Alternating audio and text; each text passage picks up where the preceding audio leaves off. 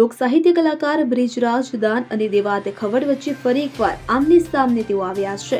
ગતરોજ બ્રિજરાજ દાન ગઢવીએ દેવાત ખવડને ખુલ્લી ધમકી આપતા કહ્યું હતું કે મોરાનો શોખ હોય ત્યારે આવે જો, હું કોન્ટ્રાક્ટ પર રાખેલ બોડીગાર્ડ લઈને નથી ફરતો કે મારે એડ્રેસ છુપાવવાને નથી રહેવું પડતું। આ સાથે તેમણે દેવાત ખવડને રાખી સાવંત પણ કહીને ટોણો માર્યો હતો। ત્યારે બ્રિજરાજ દાન ગઢવીના નિવેદન પર હવે દેવાત ખવડની પ્રતિક્રિયા સામે આવી છે।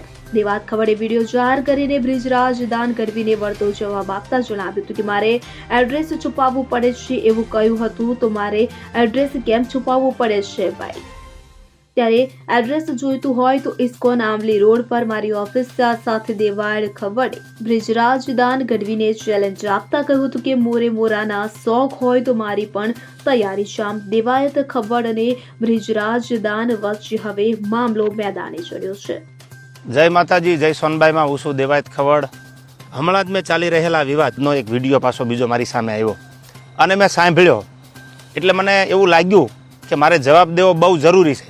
પબ્લિક સુધી, સારા માણસ સુધી એક સારો મેસેજ પહોંચે એટલા માટે। એ વિડીયોમાં એ બોલે છે પહેલો પોઈન્ટ કે એડ્રેસ છુપાવવું પડે છે એને। તો મારે એડ્રેસ કેમ છુપાવવું પડે ભાઈ?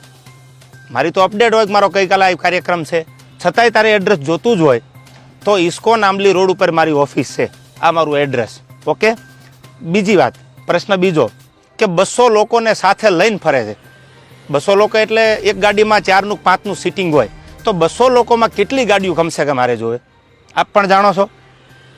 જેને ડાયરા કરે આયોજકને પૂછો કે કેટલી ગાડીઓ લઈને આવું છું, એ બધા પ્રૂફ પુરાવા દેવાની જરૂર નથી। આ એકદમ ફેક્ટ વાત છે, ઉપજાવેલી વાત છે એની। ત્રીજી વાત કરું તો સમાધાન કરવા માટે 50 લોકોને દોડાવ્યા, આવો એ બ્લેમ કરે મારી પર। હું સમાધાન કરવા દોડાવું? તું એવડી મોટી કોઈ તોપ નથી તો હું સમાધાન કરવા માટે 50 લોકોને દોડતા? ઓથેન્ટિક પુરાવો કે તે જ્યારે આ બનાવ બન્યો 2 વર્ષ પહેલાં સોનબાઈમાના મંદિરે જ્યારે સમાધાન કરવાનું હતું ત્યારે પ્રવીણદાન ગઢવી એટલે કે મોગલ સેનાના પ્રમુખ, મને ફોન આવ્યો પહેલો દીપકભાઈ કાઠીનો અમદાવાદ કે પ્રવીણદાનને કામ છે। પ્રવીણદાનને કોન્ફરન્સમાં લીધા અને મને પ્રવીણદાને કીધું કે કોઈ પણ રીતે આ મામલો પતાવવાનો છે, તમે પ્લીઝ। મેં કીધું કાંઈ વાંધો નહીં, તમે પ્લીઝ ન બોલો। ત્યાર પછી મને ફોન આવ્યો મઢડાથી દાદુભાઈનો।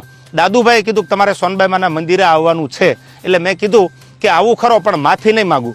તો દાદુભાઈએ કીધું કે માફી માંગવા બોલાવાના નથી। આ વાત થયા પછી હું મઢડા સોનબાઈમાના મંદિરે રાજકોટથી જવા તૈયાર થયો। એટલે તું એવી કોઈ મોટી તોપ નથી કે મારે સમાધાન માટે 50 લોકોને તારી પાછળ દોડાવવા પડે। મારે બહુ જાજી વાત કરવી નથી કારણ કે પબ્લિક પાસે, ઓડિયન્સ પાસે એટલો બધો સમય નથી આ ફાલતુ વાતું સાંભળવાનો। પણ મારે પ્રૂફ આપવું એ મારા માટે અગત્યનું જરૂર લાગ્યું। મારો કિંમતી સમય સાહિત્યમાં મારા જે પ્રેક્ષકો છે એને સારી વાતું સંભળાવવામાં કે સાહિત્યની 2 વાતું નવી આપવામાં છે। એટલે મને આ બધી ફાલતુ વાતોમાં એટલો બધો ઇન્ટરેસ્ટ નથી। રહી વાત બીજી સંસ્કારની, તો સંસ્કારની વાત રહેવા દે ભાઈ। બધાના સંસ્કારની બધાને ખબર છે, જે મુઠ્ઠી બાંધેલી છે એને ઉઘાડી ન કર, ઉઘાડી હવા ખાય। એટલે આ બધી વાત છોડી દે। અને રહી વાત છેલ્લી મોરાની, તો તને સ્ટેજ પરથી પણ કીધું હતું કે જેદી મજા આવે ત્યારે મોરો દેવાની તારી તૈયારી છે, એથી જાજી મારી તૈયારી છે। પહેલ તે કરી છે એટલે હું તારી રાહ જોઉં છું। સમાધાન પછી સ્થિર પાણીમાં કાંકરીનો ઘા તે કર્યો છે તો હું તારી રાહ જોઉં છું। આઈ એમ વેઇટિંગ ફોર યુ। કોઈ લાંબી ચર્ચા કરવાની જરૂર નથી। મેં આની પહેલાંય કીધું હતું ને, હજી કહું છું, ડાયલોગબાજી બંધ કરી દે। તારી રાહે રાહ છે, પહેલ તે કરી છે, મેં નથી કરી। તને જ્યારે મજા આવે ત્યારે મારી ઓફિસ છે ઇસ્કોન આંબલી રોડ ઉપર અમદાવાદ, તો ભલે। બાકી તને મારા બધા એડ્રેસ તારી સાથે જે બેસે છે એ મારી સાથે બેસે છે, એની બધી ખબર છે, પૂછી લેજો। ઓકે, રહી વાત બીજી મઢડાની કે જ્યારે સમાધાન મને દાદુભાઈ બોલાવ્યો એટલે મેં કીધું કે માના દરબારમાં માથી મોટું મારા માટે કોઈ હોય નહીં। મારા માટે જે કાંઈ છે, હું જેના ઉપર વિશ્વાસ અને શ્રદ્ધા રાખું છું, સોનબાઈમાનું મંદિર છે।